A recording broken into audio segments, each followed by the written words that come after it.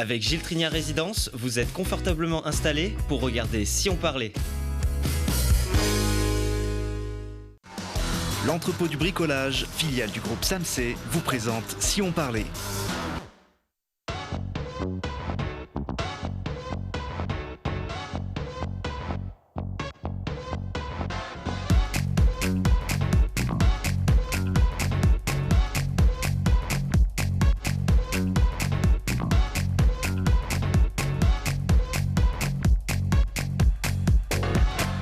Bonjour à tous, bienvenue dans Si on parlait, l'émission qui vous donne la parole chaque jour pour savoir ce qui se passe près de chez nous. Et aujourd'hui, avec nous sur ce plateau, on a deux jeunes trentenaires, musiciens grenoblois, Félix et Florian. Bonjour à tous les deux. Bonjour. Bienvenue, vous formez le duo Beau Bateau qui s'est spécialisé dans la pop niaise. C'est pas moi qui le dis, c'est comme ça que vous vous qualifiez. Vous nous expliquerez ce qui vous plaît dans ces chansons niaises au cours de cette émission. Avec nous un skieur, panier, en tout cas pas à ma connaissance. Pas sûr. Mathieu Navillot, bonjour. Bonjour. Ancien membre de l'équipe de France de ski de boss, président de l'association Une bouteille à la mer, qui veut éveiller les consciences sur les menaces environnementales par l'image et le sport. Exact. Et puis j'ai envie de vous rajouter une autre casquette en plus de celle que vous avez sur ce plateau. Non, elle est très bien, mais vous êtes aussi cette année le parrain des rencontres ciné-montagne qui auront lieu au mois de novembre au Palais des Sports de Grenoble. Du 8 au 12. Du 8 au 12, un gros événement dont Télé Grenoble est partenaire et dont on va parler également au cours de cette émission. Et puis la montagne, ça va être un sujet qui va nous animer avec Patrick Piovesan. Bonjour Patrick. Bonjour Thibault. Et c'est un milieu que vous connaissez bien. Vous êtes ancien secouriste au sein de la CRS Alpes de Grenoble. Près de 30 ans de carrière que vous racontez dans 2 livres. Alors le dernier vient de sortir, L'hélicoptère et le secours en montagne, carnet d'un secouriste. C'est aux éditions Les Passionnés du bouquin.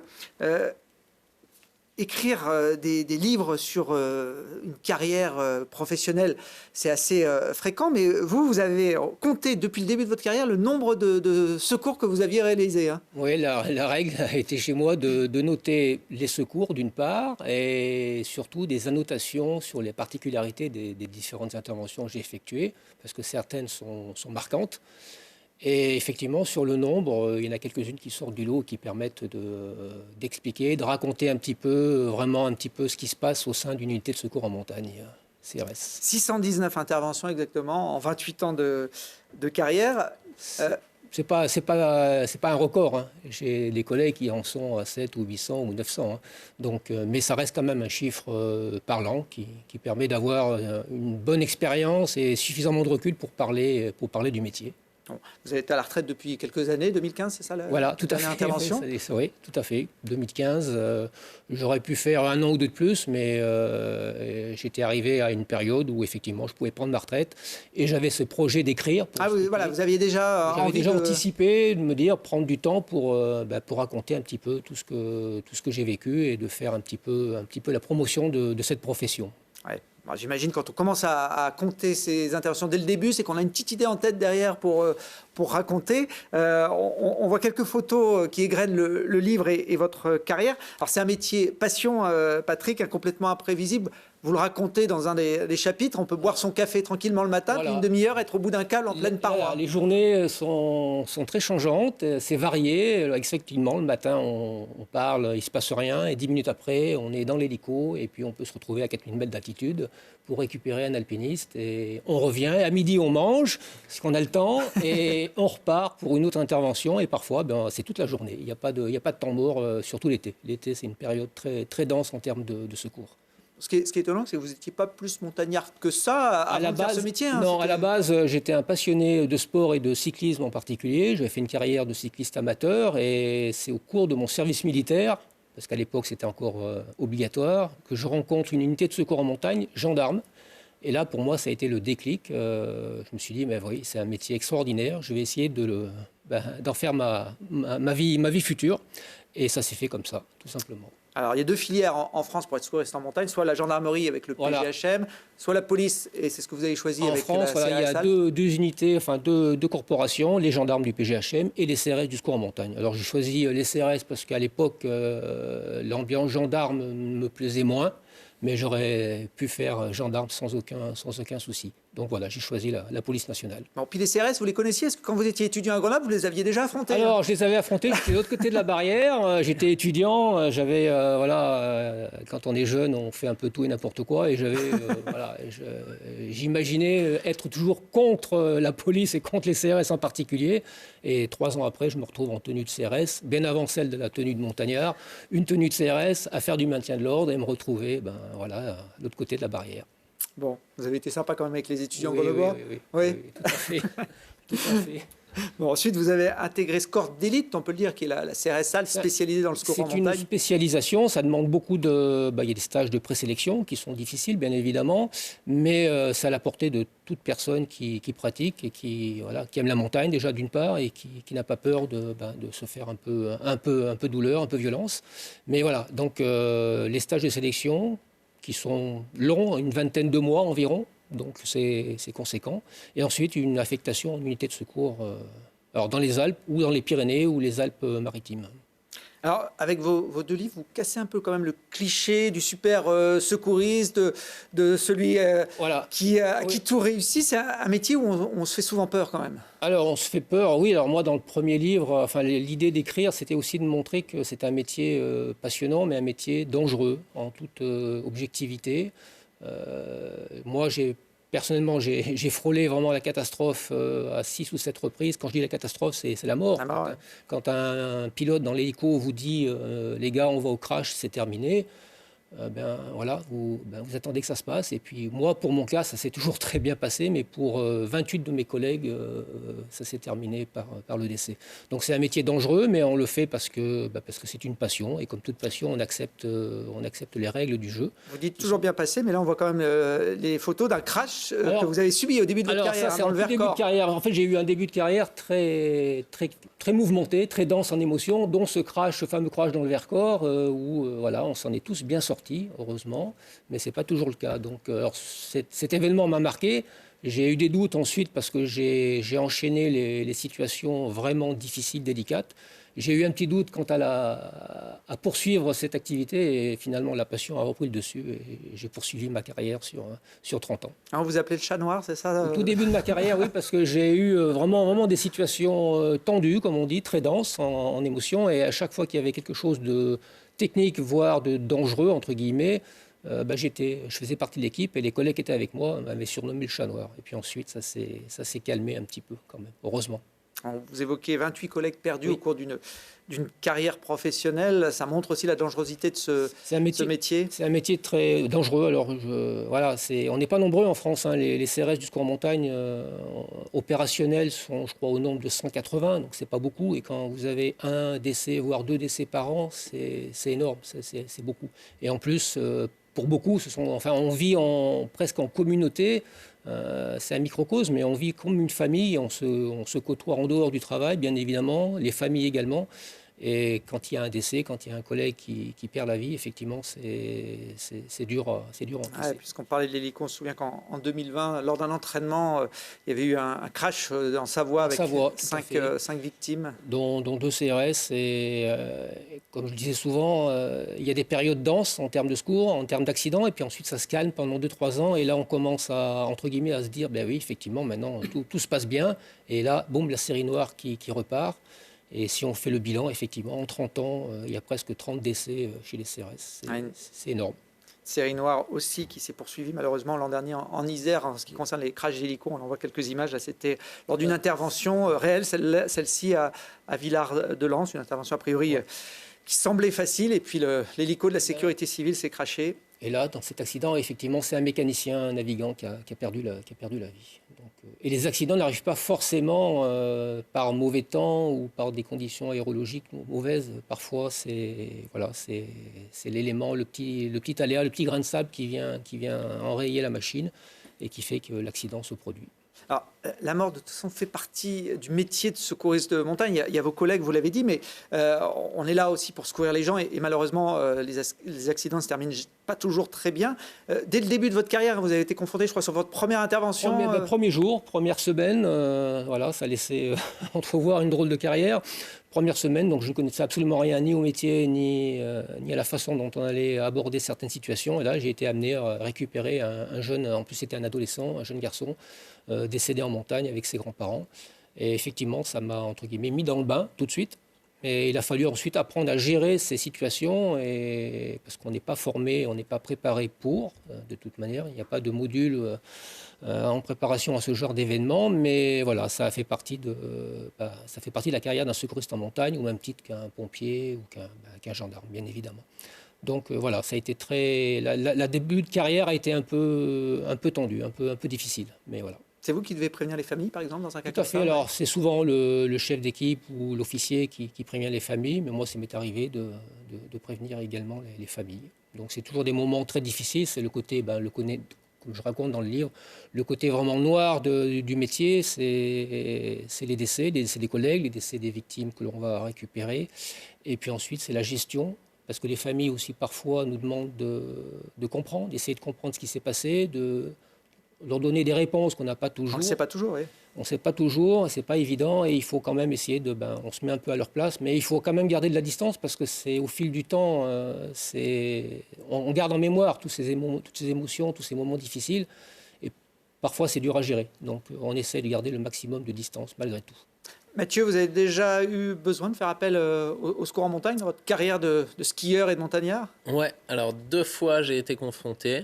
Une fois, une belle bêtise, un 12 octobre, sur le glacier de la Grande Motte à Tignes.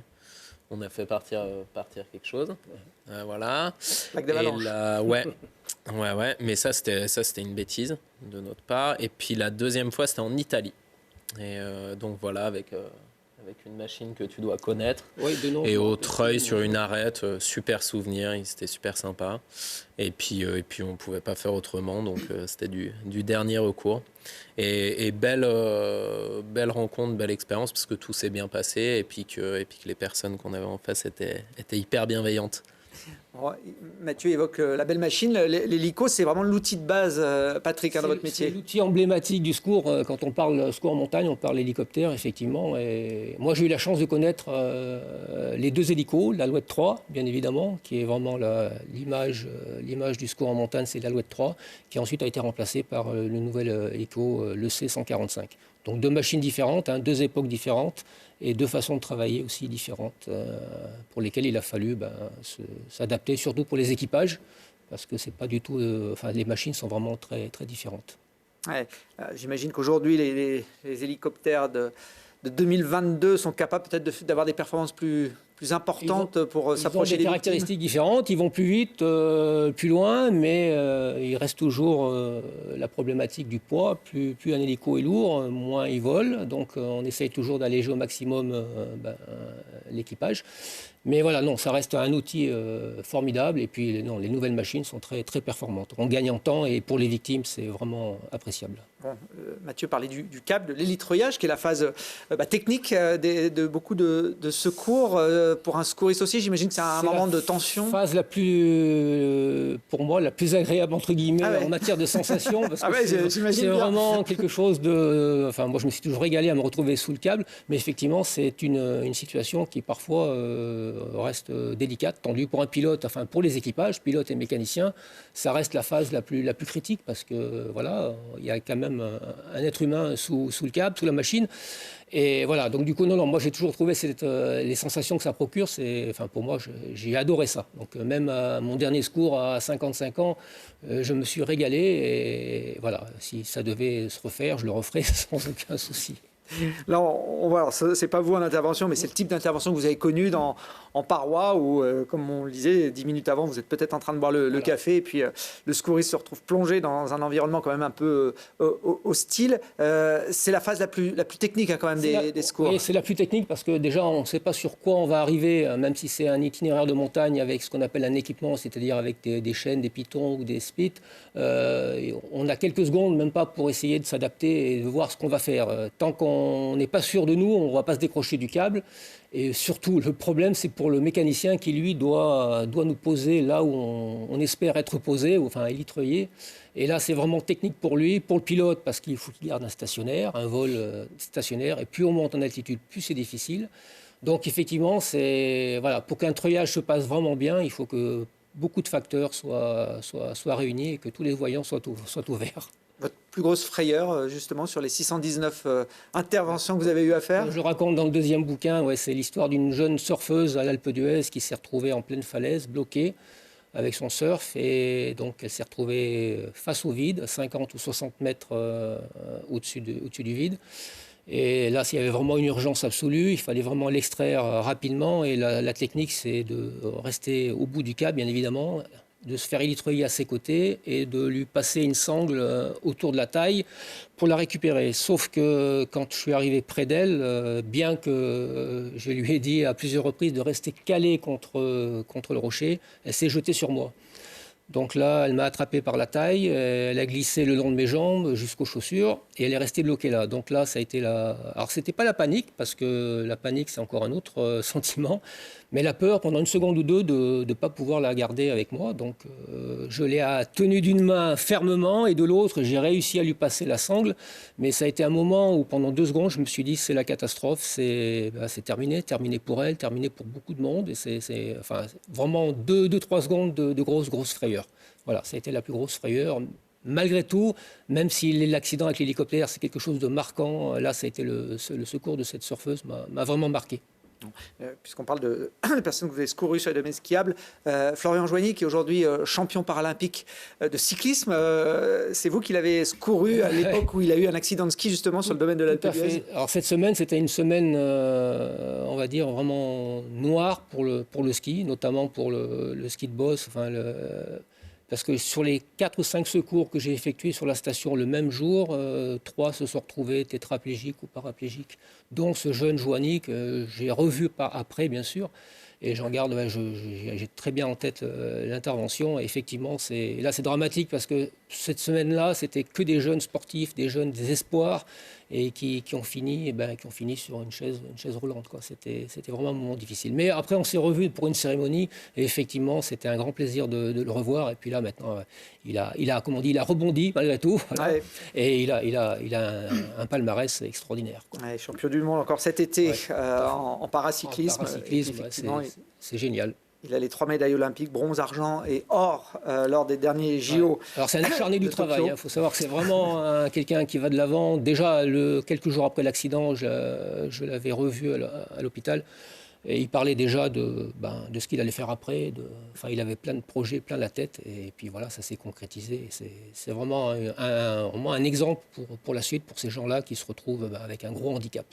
Et parmi les secours marquants, peut-être celui qui vous a le plus marqué, je crois que c'était aux Ors, une avalanche monstrueuse, en tout cas en termes de bilan humain. Ouais, ça c'est vraiment comme je disais avec Mathieu tout à l'heure en off, c'est récupérer ce genre d'accident, récupérer des enfants, c'est terrible. C'est vraiment quelque chose qui m'a toujours marqué.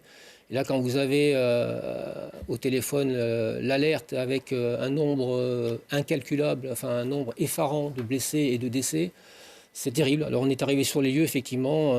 Déjà, les 3/4 des enfants avaient été récupérés, mais il y avait quand même 11 ou 12, j'ai plus le chiffre. 11, il y a eu 11 morts ce jour-là. 11 morts ce jour-là sur une avalanche impliquant des enfants. C'est quelque chose de terrible qui m'a vraiment marqué, parce que l'ambiance était très particulière. Et puis on fait toujours le parallèle avec... J'avais déjà des enfants à l'époque en bas âge.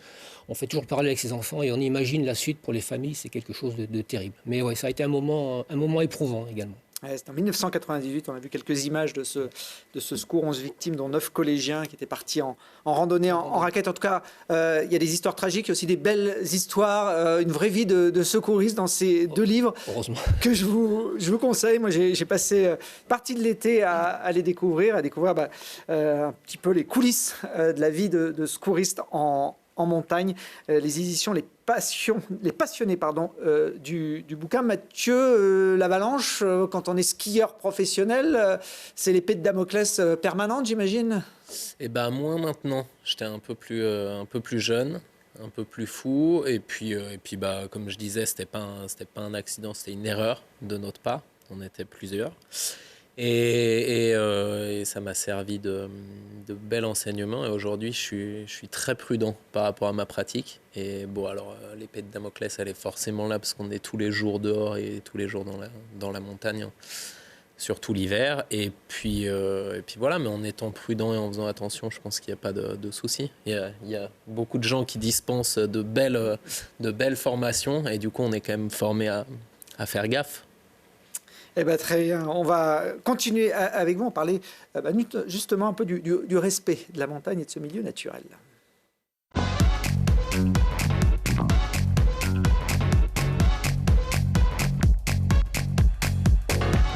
Avec Mathieu Navillot, je rappelle que vous êtes skieur professionnel, vous avez fait une carrière notamment en équipe de France de ski de boss. Aujourd'hui, vous vivez de cette activité et vous êtes président également de l'association Une bouteille à la mer. En quoi ça consiste cette association?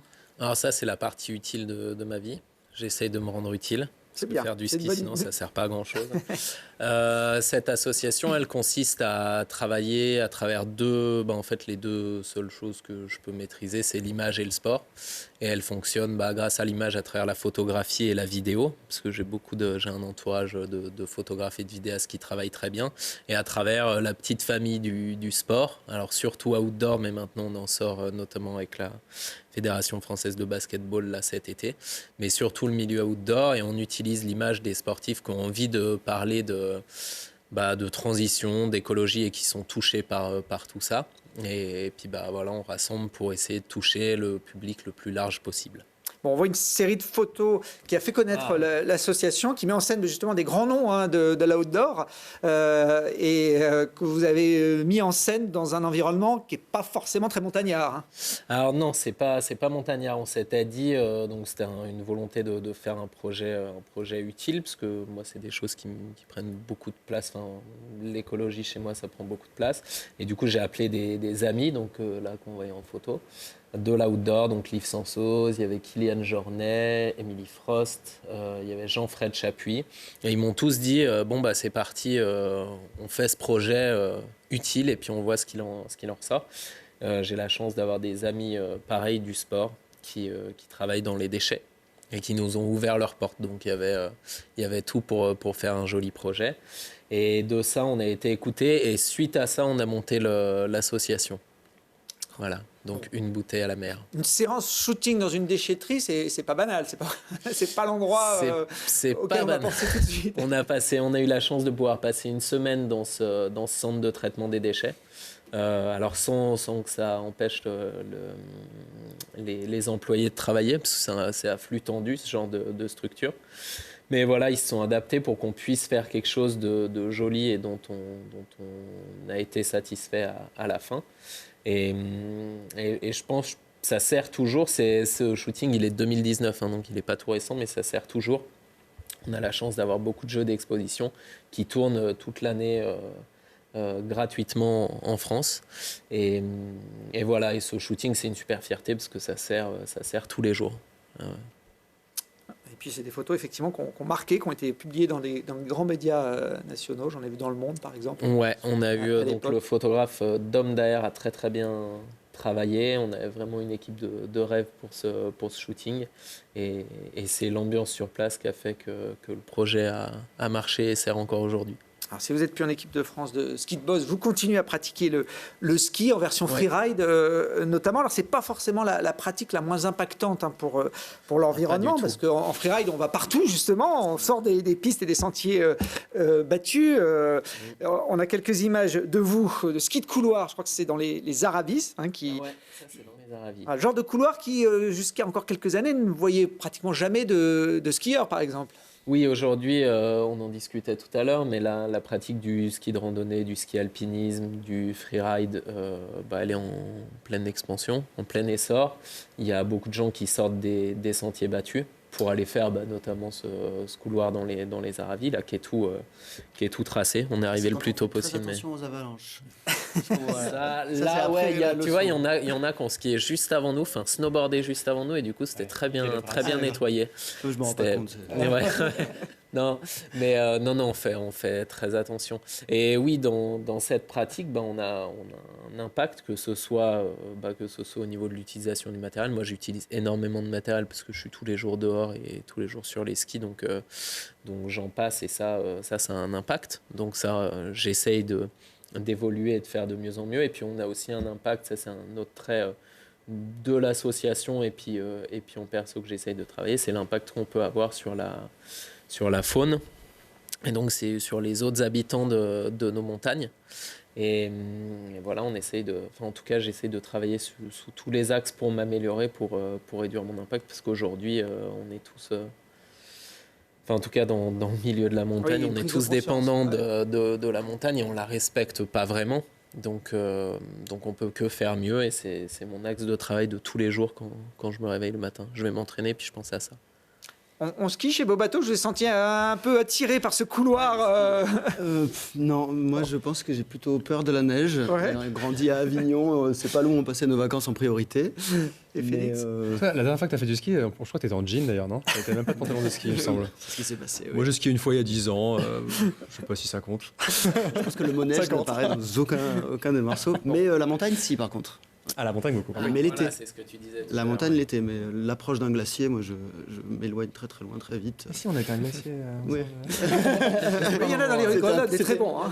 C'était pas beau. Bon, en tout cas, même si vous n'êtes pas des grands skieurs, ça ne vous a pas échappé qu'on avait de moins en moins de neige. Et puis ça va continuer à aller dans ce sens-là, malheureusement. Les experts sont assez formels sur le réchauffement climatique, notamment de nos massifs. Alors Mathieu, lui, il a déjà anticipé, il a trouvé le moyen de continuer à skier, même si la neige finit par disparaître. C'est plutôt malin comme technique, Mathieu. Voilà, alors ça c'est une vidéo qui a quelques années, ouais, c'est pas si vieux. C'est ce qu'on s'amuse à faire l'été avec un copain du ski, 2 copains du ski dans celle-là, Enak Gavaggio et Cédric Pugin. C'était notre petite animation de l'été d'aller une fois faire du ski dans les cailloux. Ça glisse étonnamment bien à partir du moment où on a un peu de vitesse. Faut pas tomber par contre. Voilà, c'est pas aussi facile que la neige, mais ça se fait très bien. Et effectivement, dans un film, donc ça a plusieurs années ça, mais on avait essayé de commencer à parler du problème du déchet. Dans une deuxième film, on allait skier sur la Lune, qui s'appelait Mountain Skiing. En tout cas, la cause environnementale, on l'a compris, elle vous tient à cœur et vous serez le parrain des rencontres Ciné-Montagne cette année au Palais des Sports qui vont s'inscrire aussi un peu sur cette thématique-là puisque Grenoble est la capitale verte européenne sur toute l'année 2022. Alors, on va découvrir quelques images de la vingtaine de films qui vont être projetés au Palais des Sports du 8 au 12 novembre. C'est 5 grandes soirées dédiées aux films de montagne avec des protagonistes sur scène et puis sur le grand écran de superbes images. Quel va être le rôle, Mathieu, du parrain pendant cette édition des rencontres Ciné-Montagne ? Alors j'ai énormément de chance et je suis très fier d'être parrain déjà de cet événement. C'est super cool parce qu'on me laisse la parole et on m'a laissé depuis le début dans notre co-construction de l'événement faire ce que je voulais. Donc merci à eux, ils ont été top. Et puis ils prennent une bonne direction qui est directement en lien avec ce qu'on fait à travers l'association. Et ce qu'on va essayer de faire, alors il y a plusieurs traits, on va essayer de sensibiliser des sportifs et le grand public à travers des tables rondes sous plein de différents aspects. On va convier le public donc sur des apéros où il y aura un peu plus d'une trentaine de personnes pour échanger parce qu'on a autant à apporter au public que le public a à nous apporter. Et puis je vais être là tous les jours pour écouter et voir des films, écouter les gens et voir des films sur tout ce qu'ils ont à dire autour de la pratique du ski, de la montagne et de l'écologie. Donc voilà, je vais passer une semaine à apprendre des choses et à essayer de transmettre tout le peu que je sais en tout cas. Bon, il y a une belle programmation, il y aura des beaux acteurs pendant cette semaine. Effectivement, c'est du 8 au 12 novembre. On aura l'occasion de vous en reparler sur Télé Grenoble, d'autant que notre chaîne jouera les prolongations des rencontres Ciné-Montagne la semaine d'après. Du 15 au 17, on proposera 3 soirées sur notre antenne avec les meilleurs moments de cette semaine au Palais des Sports, des films et puis aussi de nombreux témoignages. Vous êtes quel style de musique, Mathieu, vous ? Franchement, c'est très large et du coup, à mon avis, j'aime bien la musique niaise. Vous m'avez vraiment intrigué. Patrick, pareil. Moi, je suis pop, rock, jazz, blues, enfin un peu tous les genres à l'ancienne. On connaît. Ça tombe bien parce que je crois qu'il y a toutes les influences dans le groupe qu'on va vous faire découvrir.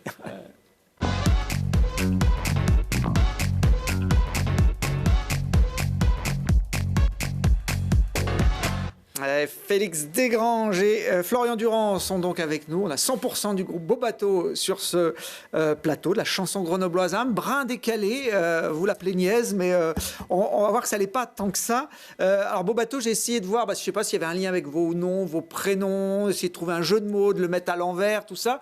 J'ai rien trouvé à part un site, beaubateau.fr, ça s'écrit comme le nom de votre groupe, qui fait de la location de voiliers à La Rochelle. Alors je ne sais pas si ça a un rapport. Et voilà. On a effectivement placé des petites actions. Voilà, bon, mais Merci ça. à jour. On a reçu 10 Merci à 000 jour. balles quand même. Ah, il On est voulait fort, pas que ça il se est sache. très fort. Bravo Thibaut. L'enquête est éclosée. Bon, si jamais vous... Ça n'a rien à voir. Bon, Non, mais vous ça pouvez n'a peut-être rien les à attaquer. Hein, si ont déposé le nom après vous. On il y a va peut-être- y réfléchir après l'émission. Bon, votre bio parle de 2 amis d'enfance. Alors, vous êtes rencontrés à quel âge tous les deux? Alors enfance, c'est peut-être un petit peu aller vite en besogne. Finalement, on s'est rencontrés. Moi, j'avais 18 ans, toi, t'en avais 16, je crois. Ouais, bah, en gros Sortie de l'enfance. Sortie de l'enfance. début de lycée. Voilà. À l'époque, on commence à être un peu désillusionné de la vie, quelque part. On cherche du sens. Voilà, en quête de sens. Ouais. Vous parliez d'Avignon tout à l'heure. Vous vous êtes rencontrés là-bas ou c'est à Grenoble que le groupe a pris forme? Non, on s'est rencontrés à Avignon. Ouais. Alors, on s'est rencontrés à Avignon en tant qu'amis, mais par contre, on a eu pas mal d'aventures musicales qui n'ont rien eu à voir avec Beau Bateau avant Beau Bateau. Pour le coup, en lien avec le rock progressif, du classique rock, de l'électro-swing, du rockabilly. On a fait beaucoup de musique ensemble avant de créer Beau Bateau, qui existe. Et pour le coup, Beau Bateau, ça a été créé à Grenoble, même si nous, on se connaît depuis l'époque avignonnaise. Bon. Mais on n'est pas que deux, il y a un ordinateur aussi. Oui, ça, c'est le troisième invité, le troisième membre du groupe qui est pas là, du coup. Mais... Bon, puis il parle pas trop. Il parle pas trop. beaucoup, il parle Normalement, faut pas le dire. On joue tout. Pardon, je voulais dire, on fait l'intégralité de la musique. Bon, vous avez notamment joué dans l'amuse-gueule, je les cite parce que c'est eux qui font l'habillage sonore de cette émission, le générique fait. de début, le générique de fin, les petites virgules. On a pioché dans leur savoir-faire. Donc, dans ma chambre. Voilà. Bon. Chanson niaise, c'est vous qui le dites Pop, niaise. Pop niaise. Ouais. Pourquoi? C'est un argument pour se démarquer un peu de la concurrence, peut-être? Parce que pop française, tout le monde est dedans.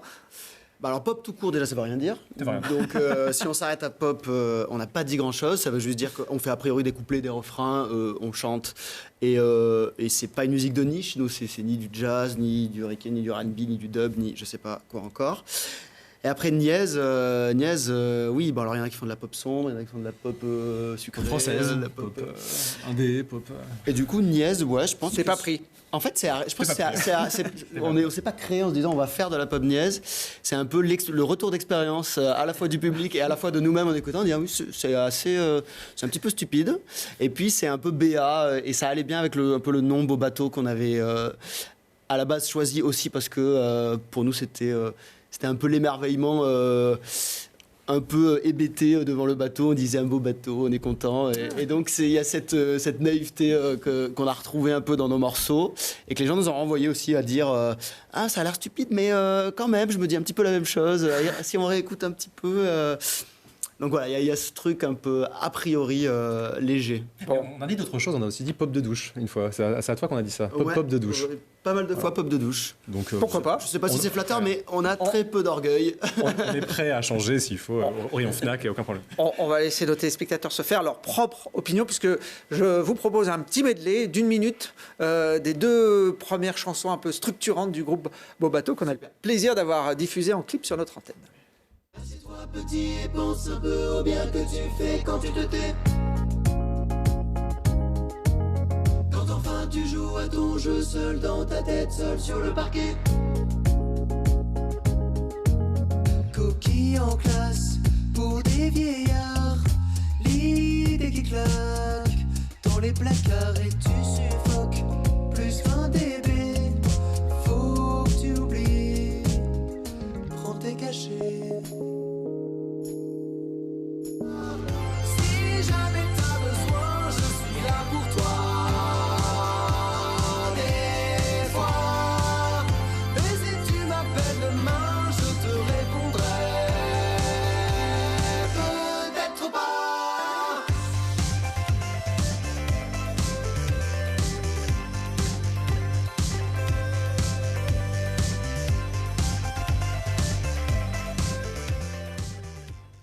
Ah, il y a de la chorégraphie aussi chez Bobato. Ah oui, de la chorégraphie. Cette chorégraphie. On nous en parle beaucoup, cette chorégraphie.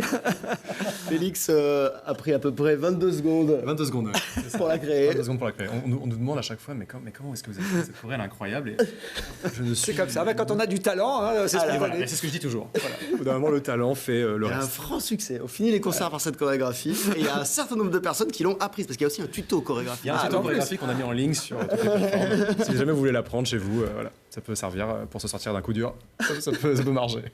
Alors il y a un album qui est en préparation pour Bobato, qui arrivera quand il arrivera, non? C'est quand l'échéance? Non, on a quand même un objectif. Non, On a fait un rétro-planning. On a été sérieux, on a fait un tableau Excel, on a marqué des trucs et tout, attention. Hein. L'album en avril 2023. Bon allez, printemps. Mais allez, en printemps, mais... Ça, c'est jusqu'au 20 juin. On a jusqu'au... Non, l'album est prévu pour avril, 11 titres, et avant ça, il va y avoir que des singles qui vont sortir et qui vont spoiler un petit peu. Dont un qui est l'album. sorti il y a 5 jours. Il y a 5 jours et que vous allez nous interpréter dans quelques instants en live sur ce plateau. On aura une petite exclue. Vous étiez aussi cette année sur l'album de la cuvée grenobloise, qui permet chaque année de mettre en avant des groupes de la scène locale. C'est un album, on va dire, un peu référence chaque année quand il sort. Et en parallèle de cet album, il y a des petites pastilles pour faire connaître ces groupes. Donc on a eu le plaisir d'ailleurs de tourner avec vous ici dans les studios de Télé Grenoble cette pastille. Et une des questions, j'ai regardé encore en préparant l'émission, la réponse de Félix m'a un petit peu interpellé. Regardez, ça dure 10 secondes. Ah mais là, moi je fais une fête de fou là, mais là je sais pas, Paul McCartney, même Johnny il peut venir aussi, moi vraiment. Alors Félix, je vais vous donner une mauvaise nouvelle. Johnny, il est mort en 2017. Ah mais on m'a dit artiste mort ou vivant. J'avais J'ai posé la question. J'ai posé la question. Ma réponse n'était pas complètement hors sujet. D'accord, parce que je me suis dit, bon, peut-être, il sait pas, ce sont des jeunes, une nouvelle génération, ils n'écoutent pas la radio, ils regardent pas la télé. Ils ont pas de téléphone. Je sais pas. Johnny est mort. Oh mon Dieu, mais je dois absolument prévenir ma mère. Non. Bon, il y en a personne, il y en a plus qu'on aura invité qui était pas tout frais. Hein. Bon, en tout cas, on sent qu'il y a de la vie dans votre duo. En live, ça donne quoi, Bobato? Moi, j'ai un petit extrait là, à la source de Fontaine, où vous jouez avec votre public. C'est exact, ouais. Bah oui, alors c'est vrai qu'on aime bien mettre le public à contribution dans des défis techniques, musicaux. Bon voilà, c'est vrai qu'il faut savoir qu'on vient du rock progressif, c'est un genre quand même voilà, bon, qui a 40 ans déjà quand même, mais surtout qui exige une certaine assiduité technique, notamment en termes de pattern rythmique. Donc c'est vrai que le 4/4, voilà, en général, 99% de la pop music est fait avec des mesures de 4/4, hein, voilà, tout ce qu'on connaît, Michael Jackson, les Beatles, tout ça, c'est du 4/4. Et nous on a décidé qu'on allait faire un morceau, il est en combien déjà 14 je crois. 14, un coup 14, un coup 15, on tape une fois, on tape 3 fois, bon voilà, c'est des petites choses comme ça qu'on propose aux gens, les gens essayent de suivre un peu comme ils peuvent, c'est pas toujours facile. D'ailleurs on en profite à ce moment-là pour leur rappeler qu'ils sont assez nuls. Oui, c'est important de rappeler aux gens. C'est exactement ça. Voilà. C'est pas mal, hein. Les gens sont venus, ils ont payé, ils se font insulter. Il faut savoir que le Bobato, c'est quand même le projet qu'on a. Avec Félix, on s'est rencontrés prétendument sur le banc d'un port sur lequel on attend le Bobato depuis maintenant 3 ans. Et peut-être qu'à un moment, ce Bobato va arriver et nous amener vers un monde meilleur, loin de la médiocrité qui nous entoure. Et du coup, on prétend valoir mieux que les autres. Et il faut le faire savoir. Et il faut le faire savoir. Et le moment rythmique auquel on invite les gens à participer est un bon exemple. Ça se passe pas très bien ici. Vivement l'arrivée du Bobato. Il n'arrivera peut-être jamais, c'est pas grave. Pour que ce Bobato nous emmène dans un monde où les gens savent taper correctement dans les mains. Ils savent compter jusqu'à 14, c'est important. Voilà, exactement. Oh, il en faut pas beaucoup plus pour pas réussir à taper dans les mains. Hein. Bon, en tout cas, en attendant l'album, on va finir cette émission avec un petit live. Bobato va arriver, ils sont là, mais ils n'ont pas encore leurs instruments de musique, ni leurs petits copains, l'ordinateur. Et oui, ils vont arriver. Je vous remercie en tout cas d'être venus nous donner un petit peu, nous donner un peu plus sur cette pop niaise qui nous intriguait, nous, à Télé Grenoble. Merci aussi à Mathieu et à Patrick pour leurs prochaines aventures en montagne. Et puis nous, on se retrouve très rapidement, puisque c'est une quotidienne, pour d'autres aventures.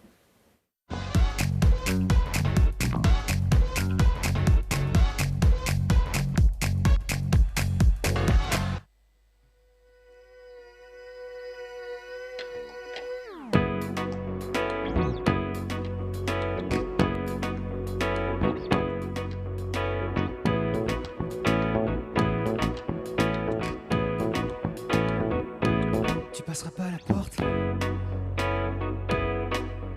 comme jadis. Mais tu te faufiles si vite, tu m'inondes, tu surgis. laisse à marée basse. J'ai bien fermé cette fois. Tu resteras sur le palier. Tu passeras pas la porte. Comme jadis. J'ai dû me calfeutrer.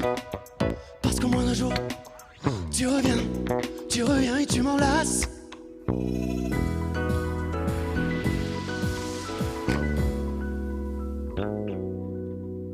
Tu passeras pas la porte comme jadis.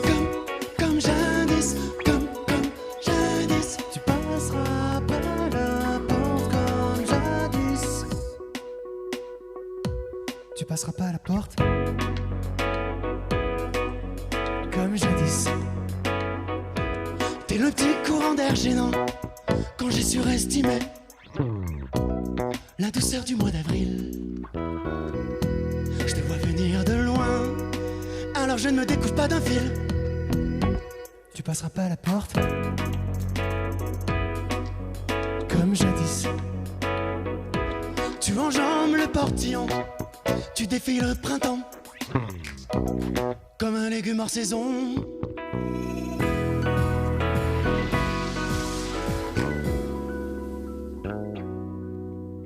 Tu passeras pas la porte comme jadis. Comme jadis. Comme jadis. Tu passeras pas la porte comme jadis. Tu passeras pas la porte comme jadis. On n'a plus envie de jouer, ni d'assumer tes bêtises. La récré est terminée, et on te lâche la main. Ton bateau peut s'envoler.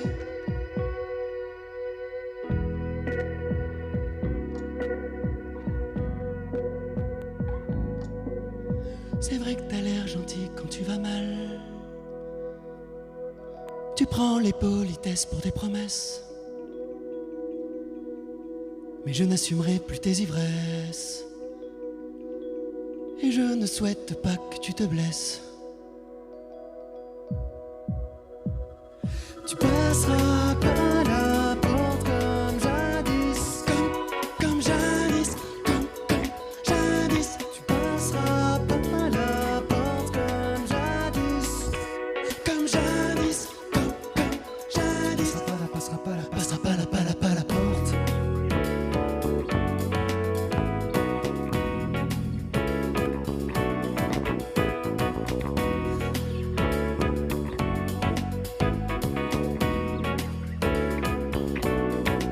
Tu passeras pas la porte.